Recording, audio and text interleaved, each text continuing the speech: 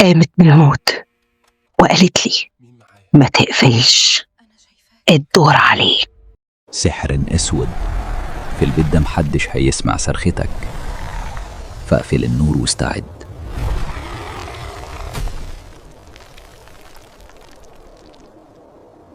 السلام عليكم، اهلا بكم في قناتنا، قناة سحر اسود.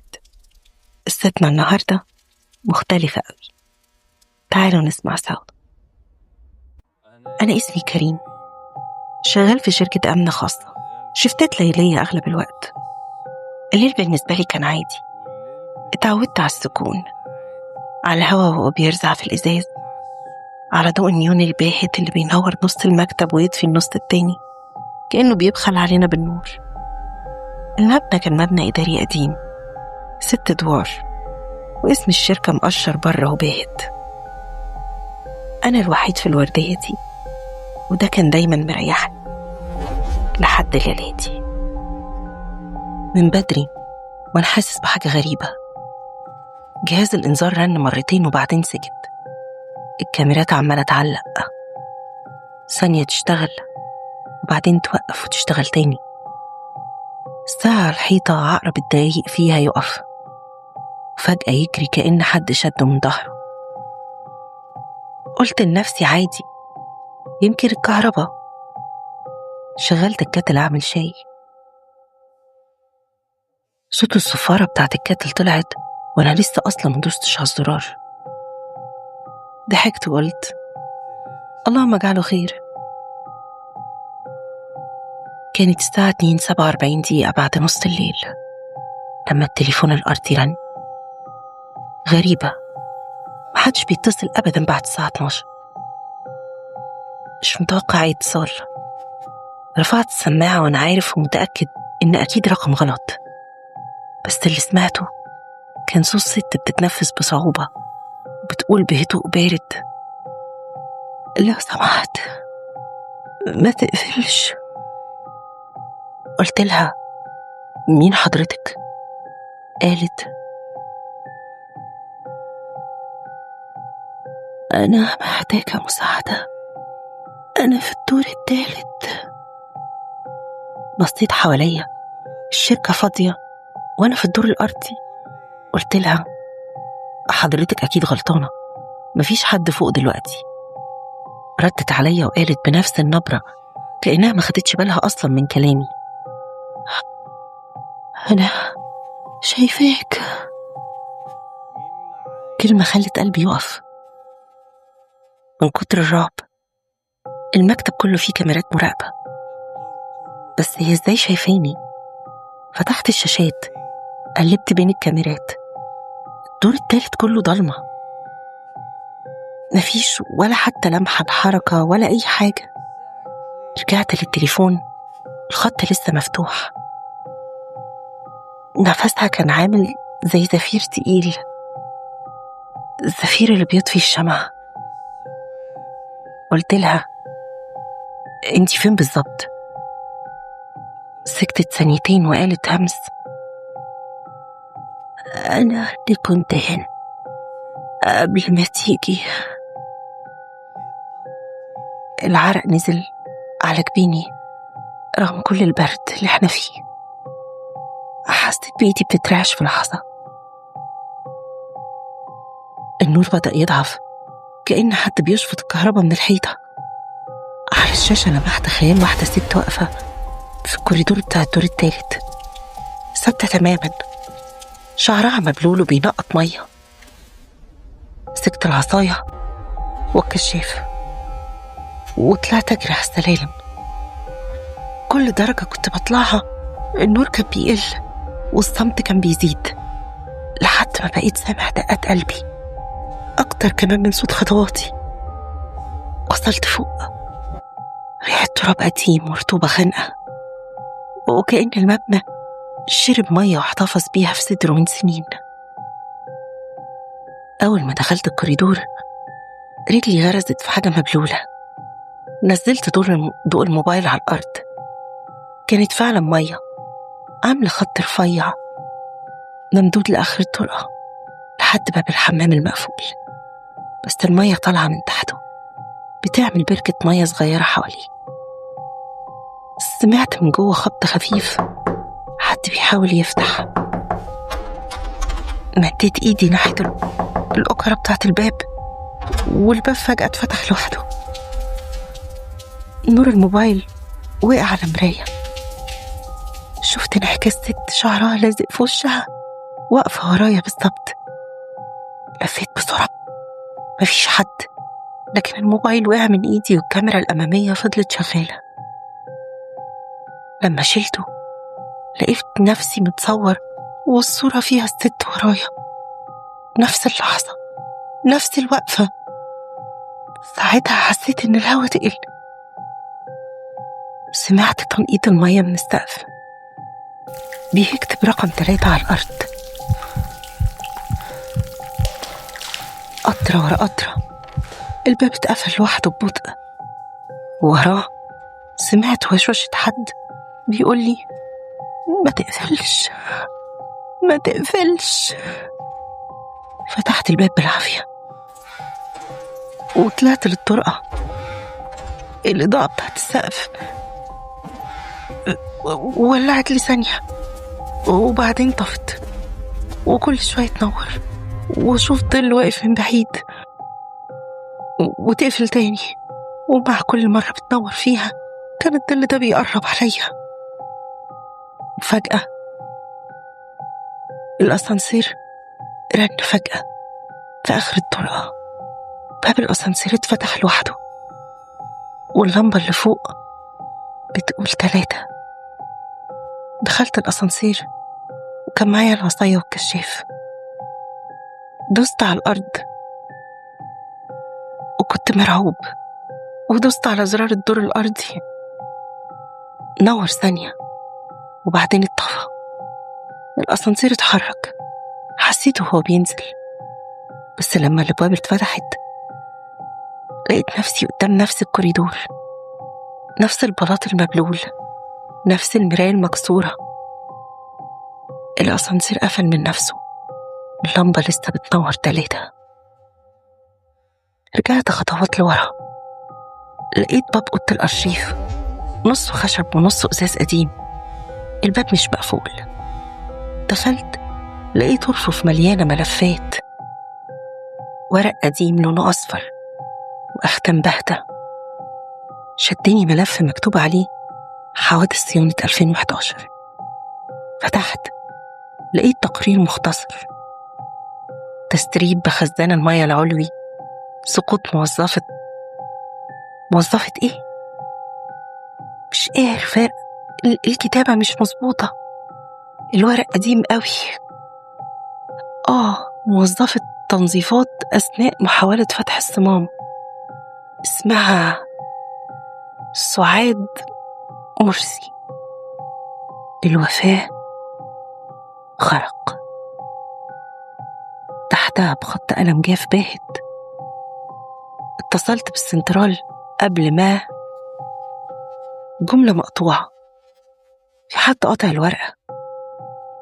ايدي بردت ووداني سمعت نفس النفس التقيل، بس المرة دي قريب قوي، كأنه جاي من السماعة القديمة اللي فوق باب الأرشيف.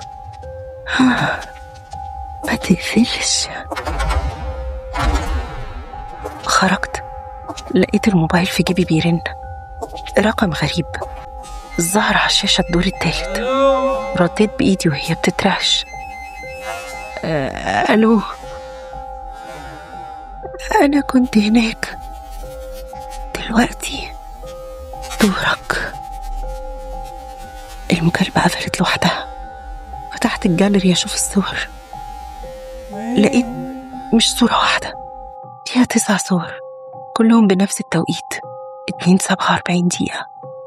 كل الصور أنا فيها واقف في زاوية مختلفة من الكوريدور، والست ورايا، بس في كل صورة كانت أقرب لحد آخر صورة إيدي كانت في إيديها.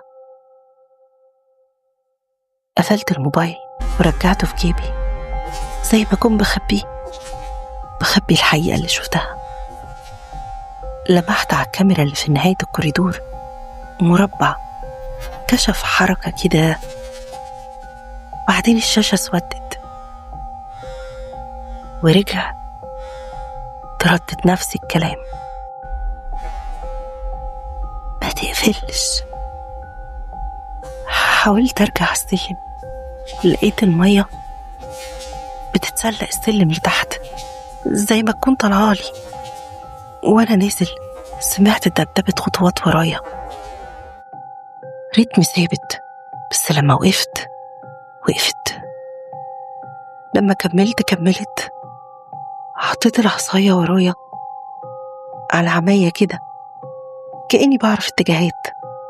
خبطت في فراغ، لكن على ظهر قميصي حسيت بسحبة من المية الباردة، زي ما يكون حد ماسكني من الياقة وإيده مبلولة، ونقطت في ظهري.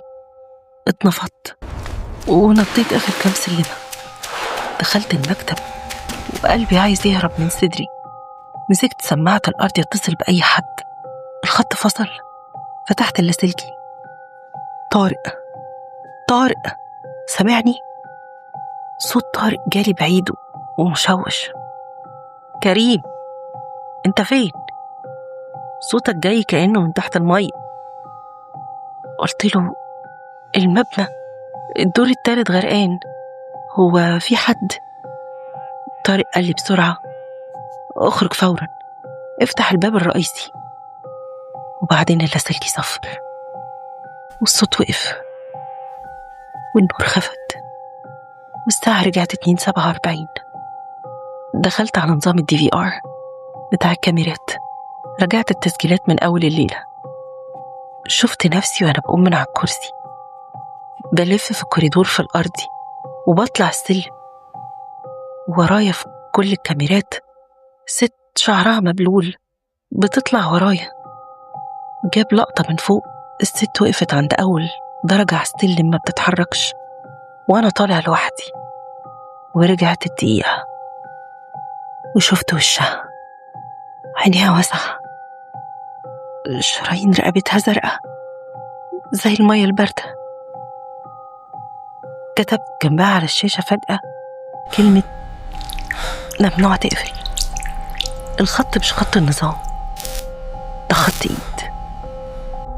الموبايل رن تاني، نفس الاسم، الدور التالت. عايزة ايه؟ انا شايفك قدامي، مش على الشاشة، جوه المراية. بصيت قدامي، مراية في المكتب غير واحدة صغيرة جنب الباب. بصيت في مراية صغيرة في المكتب، كانت مليانة بخار ملوش مصدر. مسحتها بكفي، لقيت المكتب فاضي في الانعكاس. الكرسي عمال يتحرك، بس وانا واقف انعكاسي مش موجود، كأن المراية بتصور ساعة قبل دلوقتي. سمعت صوت قطرات مية ورايا، بس الأرض كانت ناشفة. رجعت بصيت للمراية، لقيتني واقف فيها بس مش لوحدي. الست واقفة على كتفي الشمال، لازقة فيا ونفس الهمس في ودني: ما تقفلش. طلعت مفتاح الباب الرئيسي، المفاتيح الإلكترونية نورت أحمر وما فتحش. حطيت المفتاح اليدوي، لف معايا مرتين وبعدين وقف، كأنه مسك في قلب الباب من جوه. الأوضة اللي ورا الريسبشن سمعت فيها صوت زي معدن بيترزع، بيتزق على البلاط وبيتجر، أو كرسي حد أمن عليه. فجأة الكهرباء قطعت، سكون كامل. بعده وشوشة مية جاية من فوق تحت. في نفس الوقت حسيت بحاجة باردة قوي ماشية على كعبي، حاجة بتوصل لحد ساقي. النور رجع مرة واحدة والكاميرات بدأت تشتغل. الكاميرا ظهرت الدور الأرضي، والمشهد كان فيه كرسي المكتب وفوق جثة شخص لابس نفس يونيفورم الأمن بتاعي. اتسمرت مكاني، رفعت عيني من على الشاشة للكرسي الحقيقي. الكرسي قدامي فاضي، رجعت عيني للشاشة، الجثة ثابتة في مكانها. الكاميرا عملت زوم على الجثة لوحدها. ايه ده نفس شكل وشي، الجرح اللي في حاجبي والخدش اللي على الساعة اللي في ايدي. الموبايل رن تاني، الدور التالت. رديت وانا مش قادرة قبل عريقي.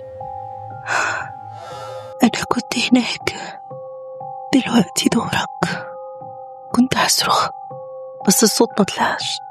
سمعت في اللحظة دي أذان الفجر من بعيد قوي لدرجة إنه كان جاي من ورا الحيطان. حاولت أقرأ أي حاجة، لساني اتلخبط. الخط فصل والساعة رجعت تاني 2:47. قلت لنفسي لازم أطلع فوق تاني، لو القصة كلها ابتدت هناك لازم تنتهي هناك. طلعت السلم وأنا حاسس كل درجة بتتزحلق من تحت رجلي. وصلت للكوريدور، المية بقت أعلى بتلمس ركبتي. الحمام فاتح الباب، الحمام مفتوح والمراية مكتوب عليها بخط المية. أنا ما قفلتش، هم اللي قفلوا عليا. قربت، لقيت الأوضة التانية اللي جنب الحمام فيها فتحة سقف كانت معمولة من زمان للخزان. سلم معدني صغير طالع لفوق، طلعته بالعافية. كنت ماسك الكشاف نفسه بالعافية. فتحت الغطا، ريحة رطوبة وخنقة وضلمة سميكة. بصيت لقيت الخزان مليان لحد نصه، سطحه ساكن كأنه إزاز، لكن في النص فيه طرطشة خفيفة عاملة دواير صغيرة تتحرك وتختفي كأن حد بيتحرك تحت. سمعت من ورايا نفس النفس، بس المرة دي جنب ودني وهو بيقول لي أنا هنا. لفيت بسرعة، مفيش حد. رجعت أبص في الخزان على سطح المية، مفيش حد. وعلى الخزان على سطح المية طفت بطاقة بلاستيك قديمة. مديت العصاية وجبتها، بصيت عليها لقيت عليها اسم سعاد مرسي، عاملة نظافة. انتهت الخدمة 2011. وراها تاريخ بخط اليد 13/28/2/47 صباحا. بصيت ورا لقيت على الحيطة خدوش بضوافر متجهة لتحت، ما بين الخدوش 3 كلمات محفورة: ما تقفلش الباب. أخدت خطوة لورا، اتزحلقت وأنا برجع لورا. رجلي خبطت في السلم المعدني، وقع عليا والنور طفى في الكشاف. وفي الضلمة حسيت بإيدين ساقعين ماسكين في كوعي وبيسحبوني ناحية الخزان. صرخت، كشاف ولع لحظة لوحده ونور وش الست، ملامحها المبلولة وشعرها اللي لازق على وشها وعينيها اللي مش بتربش. همست: خليك، دوري خلص، دلوقتي دورك. شدت نفسي وجريت على السلم والمية بتطاردني. فتحت باب المكتب لما وصلت الأرضي وقفت، لقيت نفسي هناك قاعد على الكرسي، راسي مايل ناحية اليمين. نقطة مية بتقع من شعري، بس ازاي بتقع من فوق راسي في الصورة اللي على الشاشة؟ وشي في الحقيقة ناشف بس على الشاشة مبلول. فهمت ساعتها، المراية كانت بتوريني بكرة، الكاميرا كانت بتسبقني بخطوة. الموبايل رن للمرة الأخيرة، الدور الثالث. رديت، السكوت طال. بعدها سمعت ضحكة قصيرة خالية من أي بهجة، أشبه بنفس بيرتجف.